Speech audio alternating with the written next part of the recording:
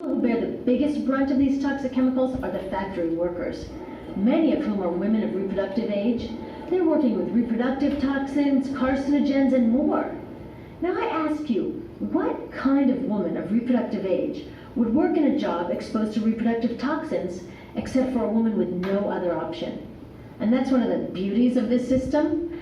The erosion of local environments and economies here ensures a constant supply of people with no other option. Globally, 200,000 people a day are moving from environments that have sustained them for generations into cities, many to live in slums, looking for work, no matter how toxic that work may be. So you see, it's not just resources that are wasted along this system, but people too. Whole communities get wasted. Yep, toxics in, toxics out. A lot of the toxics leave the factories in products, but even more leave as byproducts or pollution. And it's a lot of pollution. In the US, our industry admits to releasing over 4 billion pounds of toxic chemicals a year.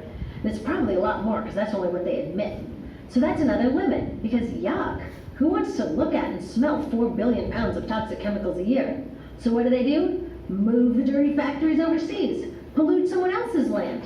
But surprise, a lot of that pollution is coming right back at us, carried by wind currents. So what happens after all these natural resources are turned into products? Well, it moves here for distribution. Now, distribution means selling all the toxic contaminated junk as quickly as possible. The goal here is to keep the prices down, keep the people buying, and keep the inventory moving. How do they keep the prices down? Well, they don't pay the store workers very much, and they skimp on health insurance every time they can. It's all about externalizing the costs. What that means is that the real costs of making stuff aren't captured in the price. In other words, we aren't paying for the stuff we buy. I was thinking about this the other day. I was walking to work and I wanted to listen to the news, so I popped into a Radio Shack to buy a radio. I found this cute little green radio for $4.99. I was standing there in line to buy this thing, and I was thinking, how could $4.99 possibly capture the cost of making this radio and getting it into my hands? The metal was probably mined in South Africa. The petroleum was probably drilled in Iraq. The plastics were probably produced in China. And maybe the whole thing was assembled by some 15-year-old in a maquiladora in Mexico. $4.99 wouldn't even pay the rent for the shelf space it occupied until I came along, let alone part of the staff guy's salary who helped me pick it out, or the multiple ocean cruises and truck rides pieces of this radio went on. That's how I realized I didn't pay for the radio. So who did pay? Well, these people paid with the loss of their natural resource space. These people paid with the loss of their clean air, with increasing asthma and cancer rates. Kids in the Congo paid with their future. 30% of the kids in part of the Congo have dropped out of school to mine coltan, a metal we need for our cheap and disposable electronics. These people even paid by having to cover their own health insurance. All along this system, people pitched in so I could get this radio for $4.99. And none of these contributions are recorded in any accounts book. That's what I mean by the company owners externalize the true costs of production. And that brings us to the golden arrow of consumption. This is the heart of the system, the engine that drives it. It is so important that protecting this arrow has become the top priority for both of these guys. That's why after 9/11, when our country was in shock, and President Bush could have suggested any number of appropriate things, to grieve, to pray, to hope. No, he said to shop, to shop. We have become a nation of consumers. Our primary identity has become that of being consumers, not mothers, teachers, farmers, but consumers. The primary way that our value is measured and demonstrated is by how much we contribute to this arrow, how much we consume. And do we? We shop and shop and shop, keep the materials flowing, and flow they do. Guess what percentage of total materials flow through this system is still in product or use 6 months after their date of sale in North America? 50%? 20? No, 1%. 1. In other words, 99% of the stuff we harvest, mine, process, transport, 99% of the stuff we run through the system is trashed within 6 months. Now, how can we run a planet with that level of materials throughput? It wasn't always like this. The average US person now consumes twice as much as they did 50 years ago. Ask your grandma. In her day, stewardship and resourcefulness and thrift were valued. So how did this happen? Well, it didn't just happen. It was designed. Shortly after World War II, these guys were figuring out how to ramp up the economy. Retailing analyst Victor Lebeau articulated the solution that's become the norm for the whole system. He said, our enormously productive economy demands that we make consumption our way of life, that we convert the buying and use of goods into rituals, that we seek our spiritual satisfaction, our ego satisfaction in consumption. We need things consumed, burned up, replaced, and discarded at an ever-accelerating rate. President Eisenhower's Council of Economic Advisors chairman said that the American economy's ultimate purpose is to produce more consumer goods. More consumer goods? Our ultimate purpose? Not provide health care or education or safe transportation or sustainability or justice? Consumer goods?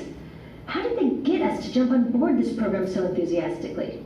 Well, two of their most effective strategies are planned obsolescence and perceived obsolescence. Planned obsolescence is another word for designed for the dump. It means they actually make stuff to be useless as quickly as possible, so we'll chuck it and buy a new one. It's obvious with things like plastic bags and coffee cups, but now it's even big stuff. Mops, DVDs, cameras, barbecues, even everything. Even computers. Have you noticed that when you buy a computer now, the technology is changing so fast that in just a couple of years, it's actually an impediment to communication? I was curious about this, so I opened up a big desktop computer to see what was inside. And I found out that the piece that changes each year is just a tiny little piece in the corner. But you can't just change that one piece because each new version is a different shape. So you gotta chuck the whole thing and buy a new one.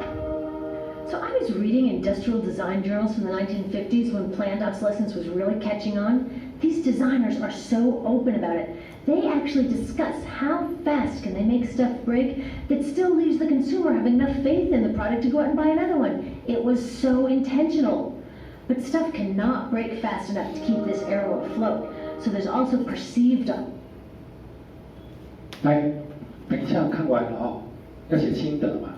我先因为怕各位同学心得很笼统哦，那写不出一个所以然来，或者没办法短时间内聚焦了啊。那我就先给你们一个题目，第一个叫做成本外部化嘛啊，它里面有提到嘛。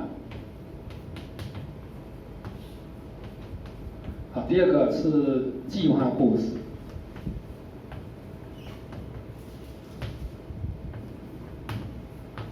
那另外一个呢？好，刚刚有谈到说认知过时。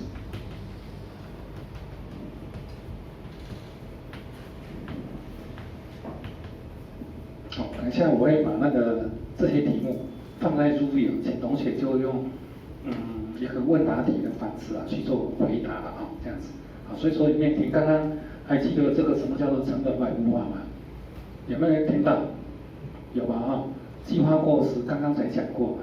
那现在要介绍这个认知过时啊，那我想说放在影片啊，是要同学参与的啊，不要说滑手机啦，或是不来了啊，但是有听那都很简单，你把那个能够吸收到的这些观念啊，就把它几个字把它稍微写一下就好。Now, perceived obsolescence convinces us to throw away stuff that is still perfectly useful. How do they do that? Well, they change the way the stuff looks. So if you bought your stuff a couple of years ago, everyone can tell that you haven't contributed to this arrow recently. And since the way we demonstrate our value is contributing to this arrow, it can be embarrassing. Like, I've had the same fat white computer monitor on my desk for 5 years. My coworker just got a new computer. She has a flat, shiny, sleek monitor. It matches her computer, it matches her phone, even her pen stand. She looks like she's driving in Spaceship Central, and I look like I'm on a washing machine on my desk. Fashion is another prime example of this. Have you ever wondered why women's shoe heels go from fat one year to skinny the next to fat to skinny? It's not because there's some debate about which heel structure is the most healthy for women's feet. It's because wearing fat heels in a skinny heel year shows everybody that you haven't contributed to that arrow as recently, so you're not as valuable as that person in skinny heels next to you, or more likely in some ad. It's to keep us buying new shoes. Advertisements and media in general plays a big role in this. Each of us in the US is targeted with over 3,000 advertisements a day. We see more advertisements in 1 year than people 50 years ago saw in a lifetime. And if you think about it, what's the point of an ad except to make us unhappy with what we have? So 3,000